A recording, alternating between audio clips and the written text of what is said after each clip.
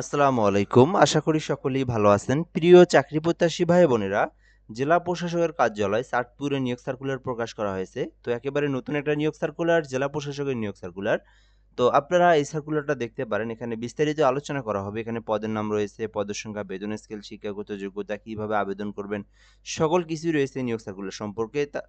তো সার্কুলারটা নিয়ে জানতে চাইলে এবং আবেদন করতে চাইলে সম্পূর্ণ ভিডিওটা ধৈর্য সহকারে শেষ পর্যন্ত দেখবেন। তাহলে আপনি এই ভিডিওর মাধ্যমে এই চাঁদপুর জেলা প্রশাসকের নিয়োগ সার্কুলারটা সম্পর্কে জানতে ও বুঝতে পারবেন। আবেদন করতে চাইলে সে প্রসেসটাও আপনি এই ভিডিওর মাধ্যমে জানতে পারবেন।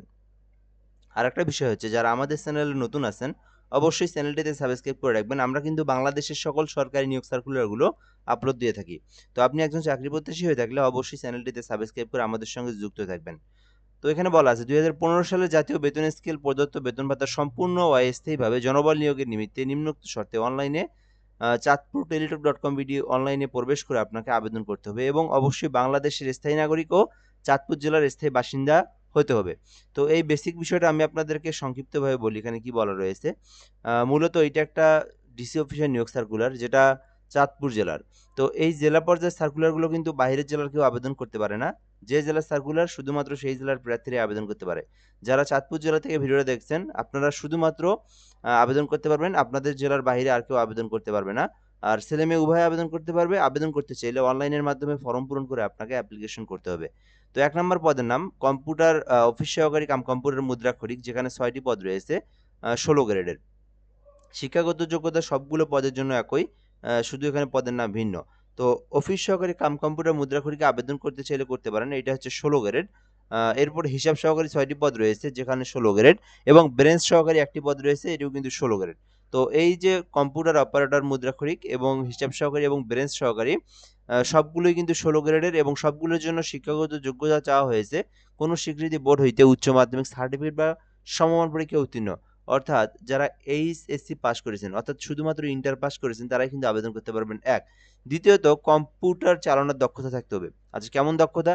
বেসিক দক্ষতা থাকলে হবে। একেবারে বেসিক, যেটা আমরা এমএস ওয়ার্ড, এক্সেল, পাওয়ার পয়েন্টের বেসিক কাজগুলো পারি, জানি। যারা এরকম জানে তারা কিন্তু আবেদন করতে পারবে।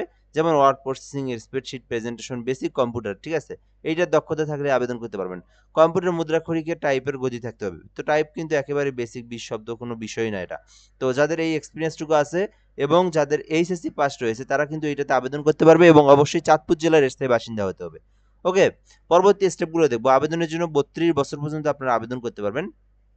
এটা হচ্ছে সরকারের সর্বশেষ নীতিমালা অনুযায়ী ৩২ বছর পর্যন্ত সরকারি চাকরিতে আবেদন করা যায়।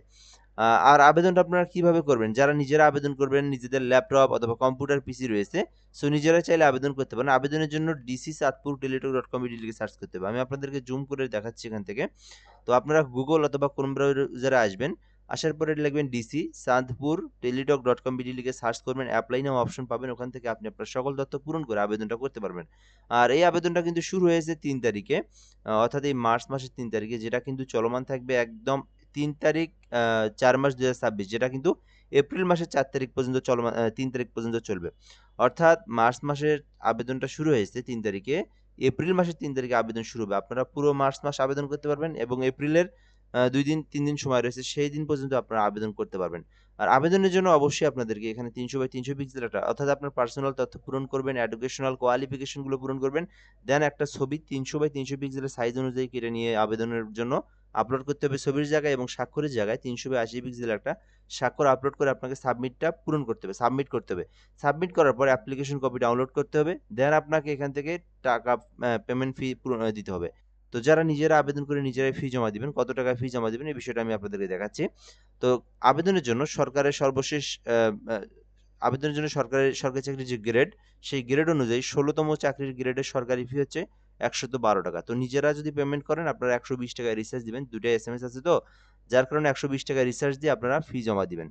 ফি জমা দেওয়ার প্রসেসটা হচ্ছে, ফার্স্ট অফ অল আপনারা এসএমএস এ লিখবেন ডিসি চাঁদপুর। এটা লিখে আপনারা ইউজার আইডি লিখবেন। তারপরে আপনারা 16 3 নাম্বার সেন্ড করে দিবেন। সেন্ড করে দেওয়ার পরে আপনাদেরকে একটা পিন নাম্বার দিবে।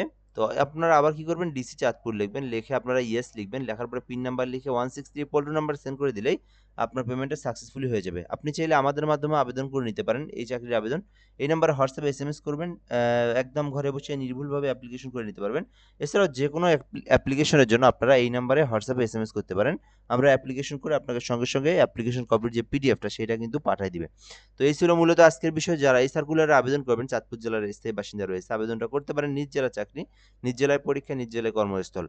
তো এই পর্যন্তই। আর কোনো কিছু জানার থাকলে কমেন্টে জানাতে পারেন, আমরা রিপ্লাই দিয়ে জানিয়ে দেওয়ার চেষ্টা করবো ইনশাআল্লাহ। আসসালামু আলাইকুম।